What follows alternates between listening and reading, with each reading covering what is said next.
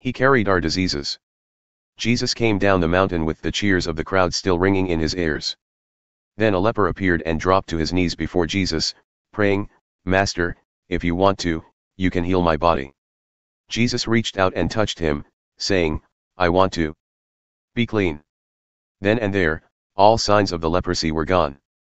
Jesus said, "Don't talk about this all over town.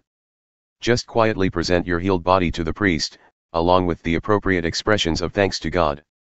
Your cleansed and grateful life, not your words, will bear witness to what I have done."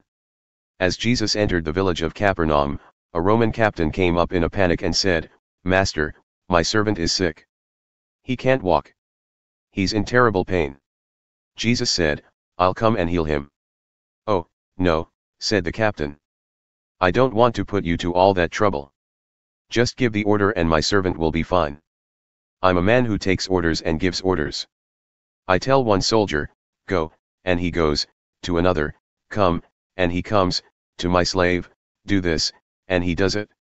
Taken aback, Jesus said, "I've yet to come across this kind of simple trust in Israel, the very people who are supposed to know all about God and how he works.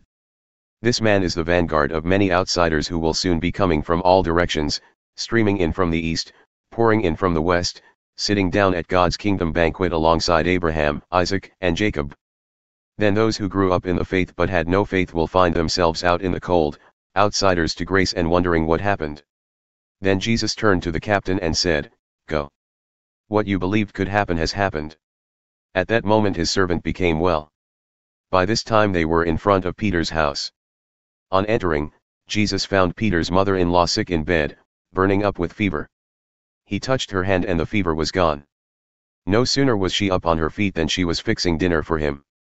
That evening a lot of demon-afflicted people were brought to him. He relieved the inwardly tormented. He cured the bodily ill. He fulfilled Isaiah's well-known revelation, "He took our illnesses, he carried our diseases." Your business is life, not death. When Jesus saw that a curious crowd was growing by the minute, he told his disciples to get him out of there to the other side of the lake. As they left, a religion scholar asked if he could go along. "I'll go with you, wherever," he said. Jesus was curt, "Are you ready to rough it? We're not staying in the best inns, you know." Another follower said, "Master, excuse me for a couple of days, please. I have my father's funeral to take care of." Jesus refused. "First things first. Your business is life, not death. Follow me. Pursue life." Then he got in the boat, his disciples with him. The next thing they knew, they were in a severe storm. Waves were crashing into the boat, and he was sound asleep. They roused him, pleading, "Master, save us. We're going down." Jesus reprimanded them. "Why are you such cowards, such faint hearts?" Then he stood up and told the wind to be silent, the sea to quiet down. Silence. The sea became smooth as glass. The men rubbed their eyes, astonished. "What's going on here? Wind and sea stand up and take notice at his command." The madmen and the pigs. They landed in the country of the Gadarenes and were met by two madmen, victims of demons, coming out of the cemetery. The men had terrorized the region for so long that no one considered it safe to walk down that stretch of road anymore. Seeing Jesus, the madmen screamed out, "What business do you have giving us a hard time?